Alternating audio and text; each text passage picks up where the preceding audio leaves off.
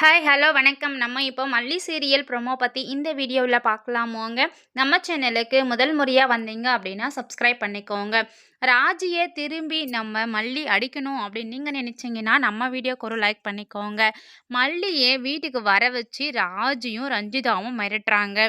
அதாவது விஜய் தான் அனாமிகாவை கொலை பண்ணது அப்படின்ற மாதிரி சொல்லிட்டு வெண்பாவை வந்து கதிரேசன் கிட்டேயே கொடுத்துடணும், அப்படி இல்லைன்னா அவ்வளோதான் அப்படின்ற மாதிரி சொல்கிறாங்க. ஸோ இந்த விஷயத்தெல்லாம் கேட்டு மல்லி பார்த்திங்கன்னா ரொம்ப பயந்து போடுறாங்க. உங்களை வந்து நான் கையெடுத்து கும்பிட்றேன், தயவு செஞ்சு எங்களை விட்டுருங்க, சொத்து எல்லாத்தையும் வாங்கிக்கினீங்க, இப்போ நாங்கள் தனியாக தானே வாழ்கிறோம், நாங்கள் பாட்டுக்கு நாங்கள் உங்களை ஏதாவது டிஸ்டர்ப் பண்ணுறோம்னா ஏன் எங்களை இந்த மாதிரிலாம் நீங்கள் பண்ணுறீங்க, எங்கள் வழியில் தயவுசெய்து குறுக்க வராதீங்க, நாங்கள் பாட்டுக்கு ஒரு வழியில் போயிட்டுருக்கோம் அப்படின்ற மாதிரிலாம் சொல்லிட்டு நம்ம மல்லியும் வந்து ஃபஸ்ட்டு கொஞ்சம் அவங்கள ஒரு மாதிரி தான் பேசுகிறாங்க. ஆனாலும் கடைசியாக இறங்கியும் போகிறாங்க. ஆனாலும் இந்த ராஜேஸ்வரி பார்த்திங்கன்னா மல்லியை விடாமல் பேசிக்கிட்டே இருக்காங்க.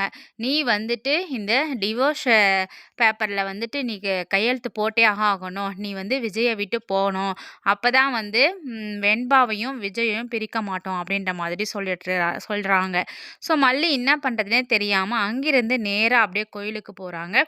ஸோ கோயிலுக்கு போயிட்டு சாமி கிட்ட சொல்லி அவங்களுடைய வேண்டுதலை வந்து அழுறாங்க. என்ன அப்படின்னா, தயவு செஞ்சு வெண்பாவை மட்டும் விஜய் கிட்ட இருந்து பிரிச்சிடாத, ஏன்னா வெண்பாவை அவருக்கு ரொம்ப பிடிக்கும் அப்படின்ற மாதிரி சொல்லிட்டு பேசிக்கிட்டு இருக்காங்க. ஸோ அழுறாங்க. நம்ம விஜய் ஒரு பக்கம் பார்த்தீங்கன்னா இந்த பிரச்சனைலாம் தெரியாது.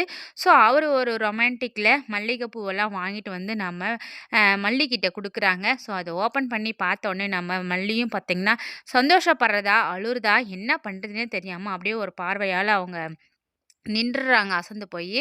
விஜய் மட்டுமே ஒரு ரொமான்டிக்கான பார்வை பார்த்துக்கிட்டு இருக்காங்க.